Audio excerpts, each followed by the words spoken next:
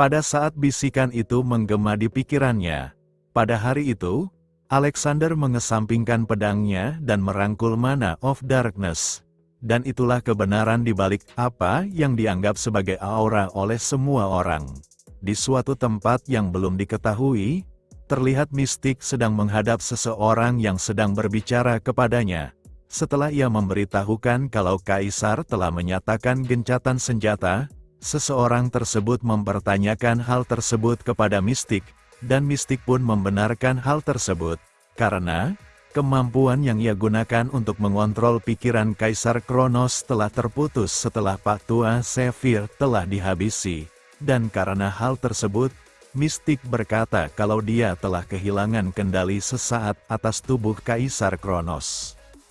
Seseorang yang berbicara dengan mistik saat mendengar hal tersebut pun merasa kesal, karena setelah bisa mengendalikan kaisar-kaisar kekaisaran Kronos sebelumnya selama beratus-ratus tahun lamanya ia kendalikan, tapi kaisar yang sekarang berhasil terbebas dan menolak membiarkan kesadarannya lenyap.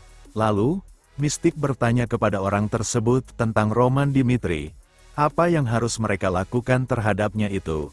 Dan orang tersebut yang diketahui dia adalah Alexander. Pada saat ia melihat Roman, ketika ia melihat menggunakan penglihatan Pak Tua Zephyr dengan menggunakan teknik terlarang, Alexander pun berkata dalam hatinya, kalau Roman Dimitri mempunyai kekuatan yang tidak bisa diduga, ditambah lagi, menurut Alexander kalau kekuatan Roman mirip dengan teknik martial art, dan jika itu adalah kebenaran, Alexander beranggapan, kalau besar kemungkinan kalau Roman adalah dimensional traveler sepertinya, dengan perbedaan mencolok dengannya, yang Alexander beranggapan kalau Roman adalah martial art dari dunia murim dengan skill sungguhan.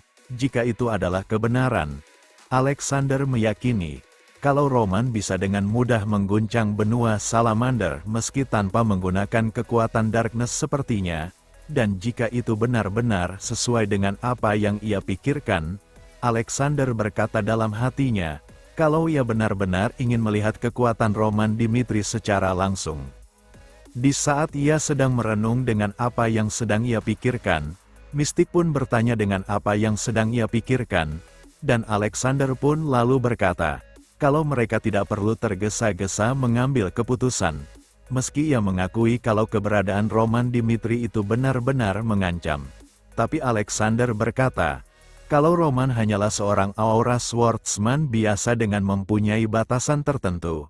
Namun di balik apa yang ia utarakan, Alexander masih tidak mau memberitahukan apa yang ia pikirkan mengenai Roman Dimitri yang mungkin berasal di dunia yang sama sepertinya, dan demi menjaga harga dirinya itu, Alexander lalu bertanya kepada bawahannya tersebut, apakah mistik berpikir, kalau Roman Dimitri bisa mengalahkannya?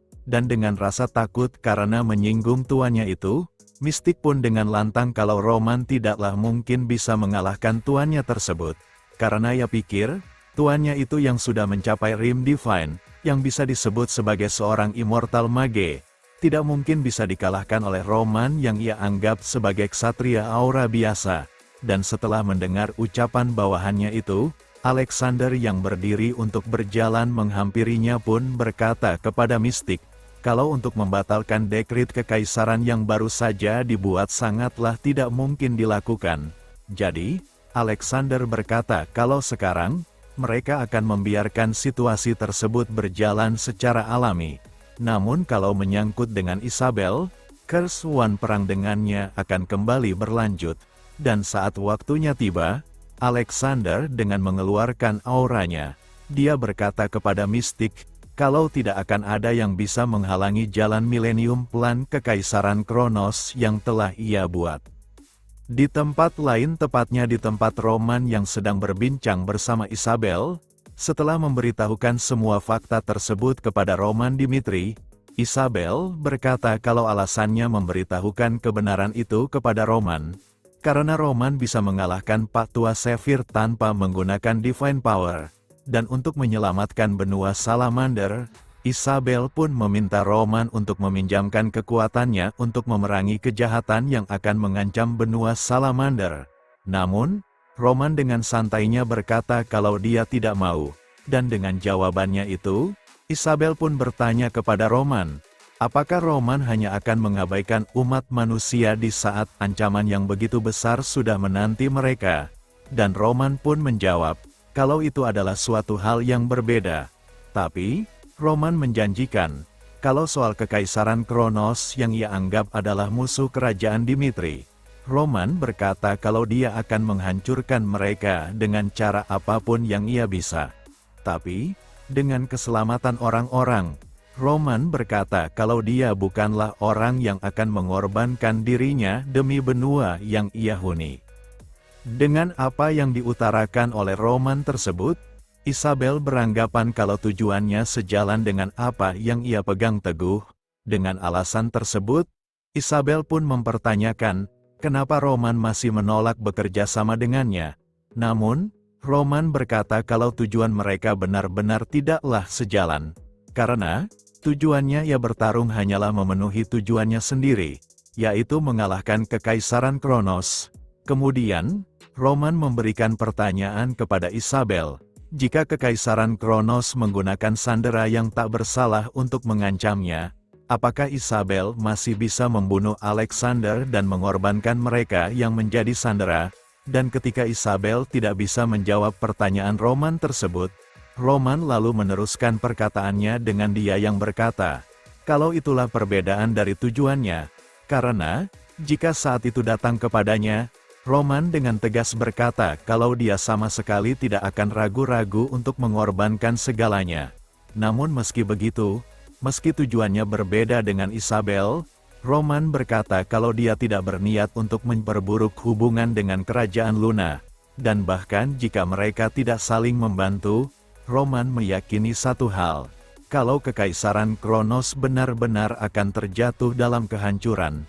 Dan dengan itulah, janji yang bisa Roman berikan kepada Isabel, yang telah mendedikasikan hidupnya kepada benua Salamander.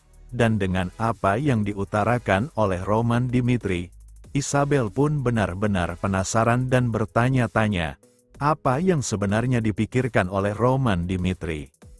Sementara itu, di Kekaisaran Kronos, setelah pertemuan mereka telah berakhir, Marques Memphis yang terlihat berjalan di sebuah lorong setelah meninggalkan ruangan pertemuan, dengan gencatan senjata Kaisar Kronos yang merubah segalanya.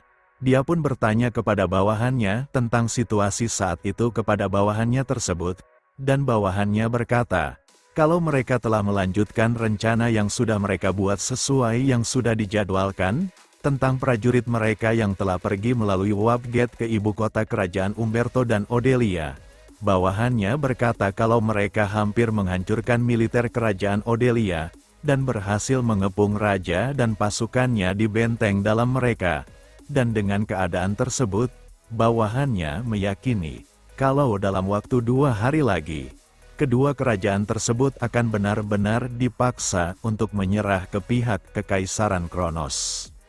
Setelah mendengar laporan tersebut, Marques Memphis berkata, kalau mereka benar-benar sudah tidak bisa lagi mundur dalam peperangan tersebut, dengan rencana awal mereka yang prajurit yang dipimpin oleh Duke Bamford yang terdiri dari 300.000 orang menyerang kerajaan Dimitri, dengan menggunakan aliansi Umberto dan Odelia sebagai alasan untuk menipu mereka. Hal tersebut tadinya ditujukan menjadi rencana sempurna merebut semuanya tanpa pertumpahan darah. Tapi karena ulah kaisarnya itu yang memerintahkan gencatan senjata, hal tersebut menjadi kegagalan total bagi pihaknya itu, dan dengan dia yang tak mau menyia-nyiakan kesempatan tersebut, saat bawahannya bertanya apa yang harus mereka lakukan untuk tindakan selanjutnya, Marques Memphis berkata kalau mereka akan melanjutkan rencana awalnya. Dan pertama-tama, mereka akan merebut kerajaan Umberto dan Odelia, dan setelah berhasil menaklukkan kedua kerajaan tersebut, Marques Memphis berkata kembali, kalau mereka akan menggunakan mereka sebagai syarat negosiasi gencatan senjata dengan pihak kerajaan Dimitri, untuk mendapatkan keunggulan dan menekan mereka dalam gencatan senjata tersebut. Namun, bawahannya yang khawatir dengan dekrit kaisar yang baru saja dibuat. Dia bertanya perihal itu kepada Marques Memphis, dan Marques Memphis pun berkata, kalau dia akan melaporkan langsung kepada kaisarnya itu, dan menyuruh bawahannya tersebut untuk jangan menyampaikan apa yang akan mereka lakukan, serta memberikan perintah kepada bawahannya tersebut untuk menyampaikan rencana mereka kepada semua perwira komandan Kekaisaran Kronos. Dalam 3 hari, mereka harus mengamankan kendali penuh atas kerajaan Umberto dan Odelia. Setelah perintah tersebut diberikan, di ibu kota kerajaan Odelia, situasi mereka yang mulai kacau karena penyerangan dari Kekaisaran Kronos pun membuat pihak kerajaan Odelia mulai merasa panik, dan mereka mulai terkepung dan terdorong mundur ke benteng terdalam kastil mereka. Salah satu komandan kerajaan Odelia pun berkata kepada rajanya, kalau 2 dari pasukan batalion mereka sudah disapu bersih oleh pasukan Kekaisaran Kronos, serta Wapgate yang mereka buka untuk mengizinkan pasukan Kekaisaran Kronos datang lewat Wapgate tersebut sudah diambil alih sepenuhnya oleh pasukan Kekaisaran Kronos. Dengan keadaannya tersebut, komandannya berkata, kalau mereka tidak mempunyai cara lagi untuk mencegah prajurit Kekaisaran Kronos datang dan pergi melalui Wapgate tersebut. Raja Odelia yang terlihat frustasi dengan keadaan wilayahnya, serta seiringnya laporan yang menyampaikan kalau seluruh Royal Knight telah dihabisi oleh para prajurit Kekaisaran Kronos, dengan keadaannya yang akhirnya tidak ada jalan untuk melarikan diri lagi. Dia pun menyesalkan apa yang sudah ia lakukan. Dia yang bermimpi bisa bekerja sama dengan Kekaisaran Kronos di masa yang akan datang. Raja Odelia percaya, kalau berpihak kepada Kekaisaran Kronos untuk keselamatan kerajaannya adalah keputusan yang tepat. Namun setelah apa yang terjadi di hadapannya, rasa keputusasaan yang besar benar-benar telah menghantuinya, sehingga, ketika pintu ruangannya didobrak, Raja Odelia yang begitu ketakutan pun menyuruh pasukannya yang ada di ruangan tersebut untuk jangan membuka pintunya itu, dan pada saat bersamaan, salah satu prajuritnya yang bertugas menjaga artefak komunikasi pun mendapatkan berita, kalau pihak aliansi kerajaan Dimitri telah berhasil mengalahkan Kekaisaran Kronos dalam pertempuran besar-besaran, sehingga, Raja Odelia yang mendengar hal tersebut pun terkejut serta mempertanyakan, di mana letak kesalahan dari apa yang telah ia lakukan. Apakah itu adalah kegagalannya melihat kekuatan sejati dari Roman Dimitri? Dan dia yang menyadari kalau kerajaan Dimitri yang melawan Kekaisaran Kronos, dan masih setia kepada aliansi kerajaan yang telah dibentuk.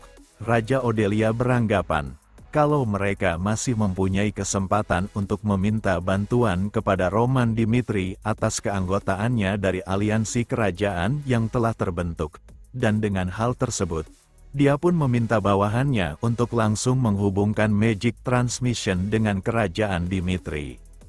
Setelah mereka terhubung dengan kerajaan Dimitri yang diwakili langsung oleh Roman Dimitri, Raja Odelia dengan menggebu-gebu berkata kepada Roman Dimitri, kalau Kekaisaran Kronos telah menyerang kerajaan Odelia, dan karena mereka telah kehabisan waktu untuk mempertahankan wilayahnya, Raja Odelia meminta tolong kepada Roman Dimitri, kalau dia bisa menyelamatkan wilayah kerajaan Odelia secepat mungkin dari cengkeraman Kekaisaran Kronos. Namun, Roman dengan tegas berkata kepada Raja Odelia, kenapa kerajaan Dimitri harus membantu kerajaan Odelia? Dengan fakta bahwa Kekaisaran Kronos menyerang kerajaan Odelia di ibu kota mereka, Roman berkata kalau Raja Odelia pasti sudah memberikan akses kepada mereka melalui Wapgate dari kerajaannya, dan Raja Odelia yang tahu dengan kesalahannya, dia masih mencoba membujuk Roman untuk menolong wilayahnya dengan mengatakan, jika kerajaan Odelia dan Umberto jatuh ke tangan Kekaisaran Kronos, aliansi kerajaan yang mereka buat pasti akan benar-benar hancur. Dan dengan fakta tersebut, Raja Odelia pun bertanya kepada Roman, apakah itu yang Roman inginkan atas aliansi yang sudah mereka buat? Dan di sisi Roman, dia pun dengan tegas berkata, apakah Raja Odelia sudah mulai linglung setelah mendapati wilayahnya seperti itu? Dengan 4 kerajaan kecuali Odelia, Roman berkata kalau mereka telah berada di bawah perlindungannya. Dan dengan fakta tersebut, maka, kerajaan Odelia sudah tidak ada tempat di aliansi kerajaan yang baru yang telah Roman buat tanpa sepengetahuan Raja Odelia. Next, kita lanjut di part selanjutnya. Terima kasih.